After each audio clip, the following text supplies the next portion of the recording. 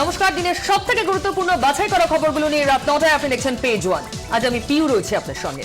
আমি মিমি রয়েছি পেজ ওয়ানে আপনার সঙ্গে। পিউ, অত্যন্ত মর্মান্তিক এবং নৃশংস একটি খবর দিয়ে আমাদের আজ পেজ ওয়ান শুরু করতে হচ্ছে, যার সাক্ষী রয়েছে মহিষাদল সঙ্গে গোটা রাজ্য। ইফটিজারদের বলি হয়েছে এক ছাত্রী, ক্লাস 11-এর ওই ছাত্রী, যাকে পিষে দেয় আজ ইফটিজারদের তাড়া করা গাড়ি, এবং ওই ছাত্রীর আরও দুই সঙ্গী, তারাও কিন্তু গুরুতর আহত। একই সঙ্গে খুব উদ্বেগের ওই খবর, তবে একটাই আসার কথা, পুলিশ খুব দ্রুত অ্যাকশন নিয়েছে, দুজনকে অ্যারেস্ট করা গিয়েছে, তবে এখনো পর্যন্ত পলাতক রয়েছে একজন।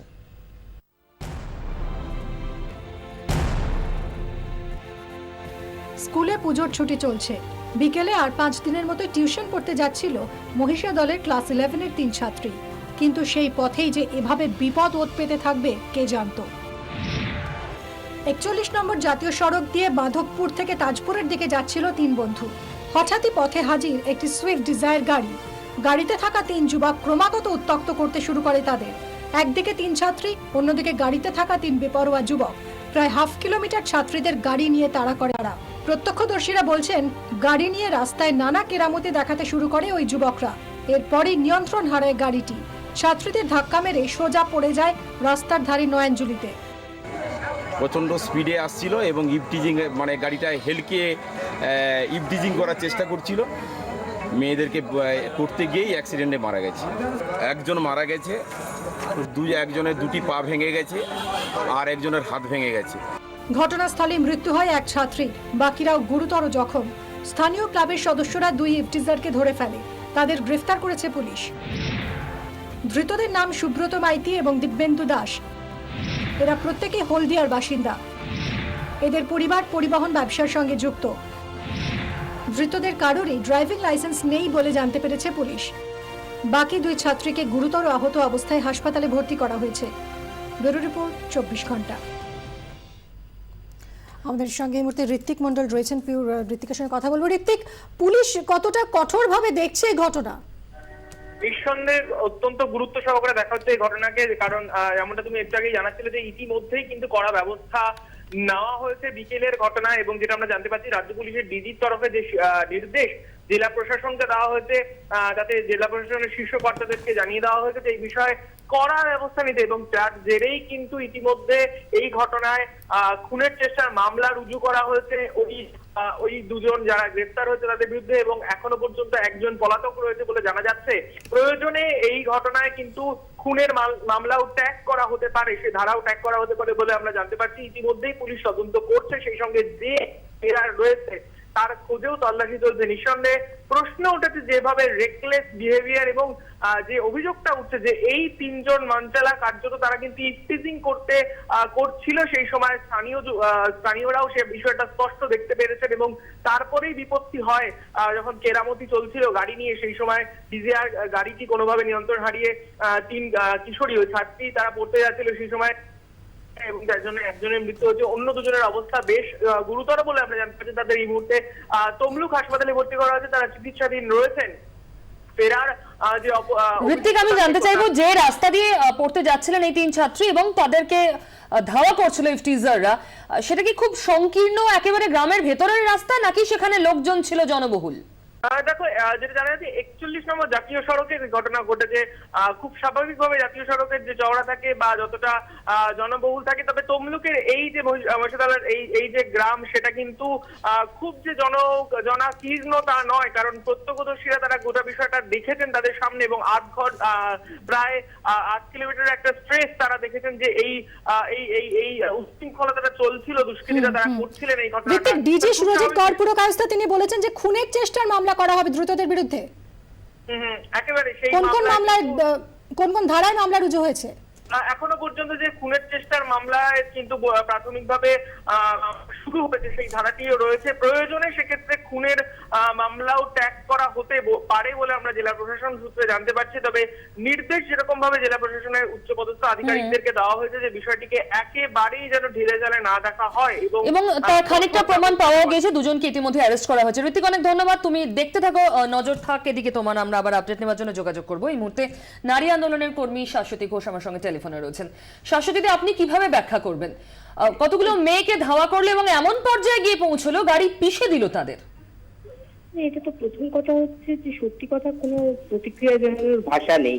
কারণ গত বেশ কিছুদিন ধরেই অল্প বয়সীরা মোটর বাইক নিয়ে যেরকম কায়দা কানুন করে নিজেদের মৃত্যুর কারণ নিজেরাই হচ্ছে, এটা তার সঙ্গে আবার ইভটিজিং এর ব্যাপারটা, মেয়েদের বিরক্ত করা উত্ত্যক্ত করার ব্যাপারটা যুক্ত হয়েছে। মানে দুটো আলাদা ঘটনাকে একদম একটা রেখায় মিলিয়ে দিচ্ছে।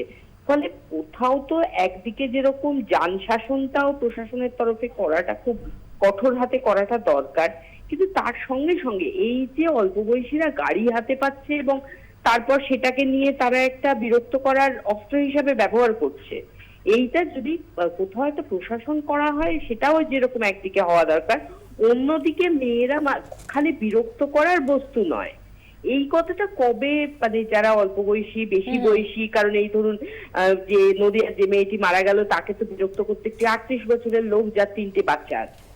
ফলে এই যে মেয়েরা যে বিরক্ত করার কোনো বস্তু নয়, কোনো পণ্য নয়, কোনো অবজেক্ট নয়, এই কথাটা যতদিন না মানে ছড়িয়ে দেওয়া সম্ভব হচ্ছে, এবং সেটার জন্য যেরকম একদিক থেকে প্রশাসনকে দায়িত্ব নিতে হবে, অন্যদিক থেকে কিন্তু শুধু এটা সামাজিক সংগঠনদের কাজ নয়, খালি সামাজিক আন্দোলনের কাজ নয়, কোথাও কিন্তু রাজনৈতিক দলগুলোকেও এই ব্যাপারে একটা গুরুত্বপূর্ণ ভূমিকা নিতে হবে এবং তাদের বলতে হবে যে না, এরকম কাজ যারা করে তারা যতই আমাদের ভোট আনার ক্ষেত্রে সাফল্য দেখা, আমরা কিন্তু তাদের কোনোভাবে আশ্রয় দেব না এবং তাদের পাশে কোনোভাবে থাকবো না।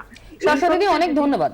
শাশ্বতী, ধন্যবাদ। এতক্ষণ নারী আন্দোলনের কর্মী শাশ্বতী ঘোষ বলছিলেন বেপরোয়া মানসিকতায় মিমি বেপরোয়া স্টিয়ারিং তৈরি করছে, যার পরিণতি আজকের এই মর্মান্তিক ঘটনা। গাড়ি একেবারে মুখ গুঁজে একটি জলাশয়ের মধ্যে ঢুকেছে।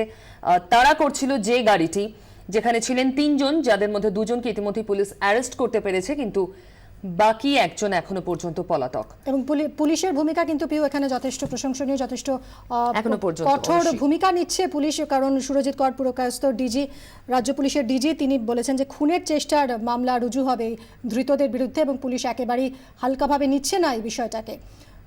অত্যন্ত উদ্বেগেরও, কারণ এই ধরনের মানসিকতা কি ভয়ঙ্কর বিপদ ডেকে আনতে পারে আজকের ঘটনায় সেটা প্রমাণ করলো। এটা যেমন মর্মান্তিক এই পরিবারের কাছে, গোটা এলাকার কাছে, ঠিক ততটাই উদ্বেগের গোটা রাজ্যের কাছেও।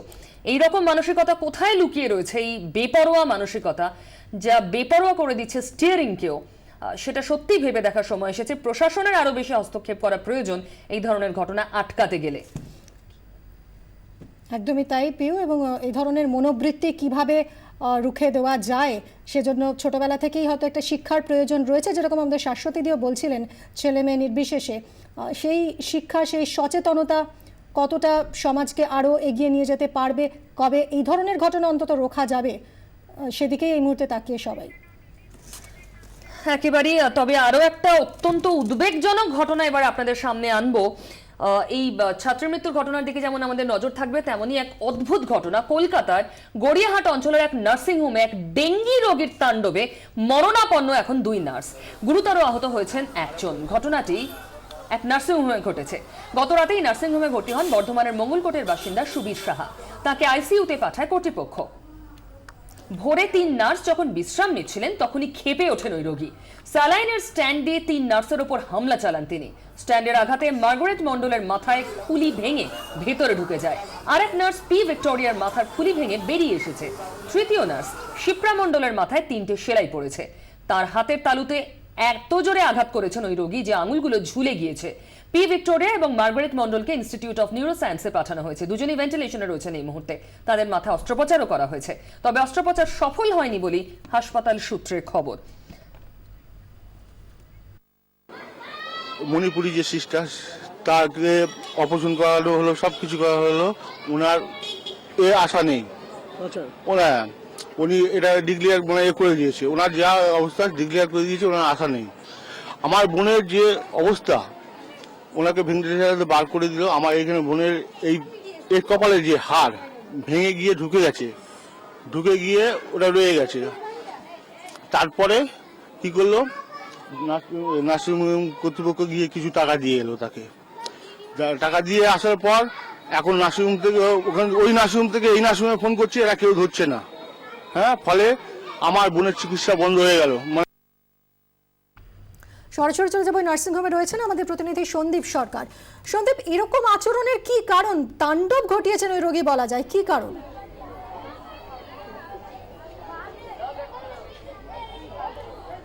দেখো, এর কোনো ব্যাখ্যা কিন্তু এখনো পর্যন্ত খুঁজে পাওয়া যায়নি। সুবীর সাহা নামে ওই রোগী গতকাল সন্ধ্যাবেলা তাকে বর্ধমানের মঙ্গলকোট থেকে নিয়ে এসে দক্ষিণ কলকাতার গড়িয়াহাটের এই নার্সিংহোম, যার সামনে আমি এই মুহূর্তে দাঁড়িয়ে রয়েছি, সেখানে ভর্তি করা হয়েছিল। তিনি ডেঙ্গুতে আক্রান্ত ছিলেন, কিন্তু তাকে আইসিইউতে যখন স্থানান্তরিত করা হয় তারপর থেকেই ওই রোগী তিনি হঠাৎ করেই উত্তেজিত হয়ে পড়েন। রাতের দিকেও তার উত্তেজনার বহিঃপ্রকাশ পাওয়া গিয়েছিল, কিন্তু নার্সিংহোম কর্তৃপক্ষ তারা সতর্ক হননি বলে অভিযোগ করছেন আক্রান্ত নার্সের পরিবারের সদস্যরা। পরবর্তীতে ভোর রাতে ওই রোগী যখন নার্সরা তন্দ্রাচ্ছন্ন রয়েছেন, ঠিক সেই সময় স্যালাইনের স্ট্যান্ড নিয়ে পিছন থেকে আচমকা হামলা চালান। যে আচমকা হামলার মুখে দুই নার্স তারা কার্যত কোনো প্রতিরোধ গড়ে তুলতে পারেননি।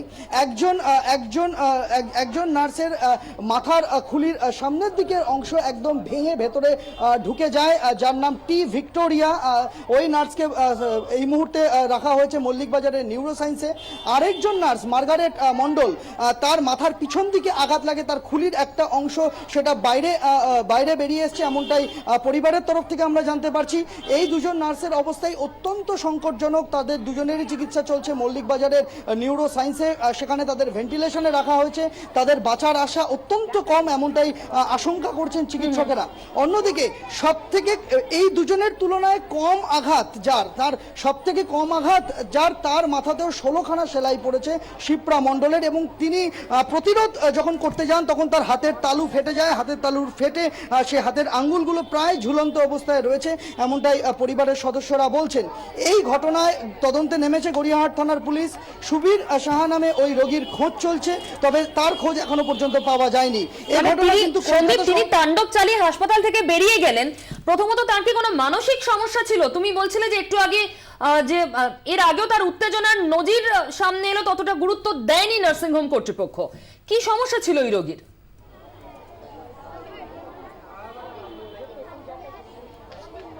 দেখো, ওই রোগীর কোনো মানসিক সমস্যা ছিল কিনা সেটা এখনো পর্যন্ত স্পষ্ট নয়, কেননা ওই রোগী যখন ভর্তি হয়েছিলেন এখানে তখন তিনি স্বাভাবিক আচরণ করছিলেন, অন্তত সেরকমটাই জানা যাচ্ছে। কেন তিনি রাতের দিকে উত্তেজিত হয়ে পড়লেন তার কোনো ব্যাখ্যা কিন্তু এখনো পর্যন্ত পাওয়া যায়নি। পরিবার ওই রোগীর যে নাম ঠিকানা রয়েছে সেই নাম বর্ধমানের মঙ্গলকোটে তার বাড়ি। ওই রোগীর নাম ঠিকানা নিয়ে পুলিশ তল্লাশিতে নেমেছে, তবে এখনো পর্যন্ত ওই রোগীর কোনো খোঁজ পাওয়া যায়নি। সন্দীপ, ধন্যবাদ।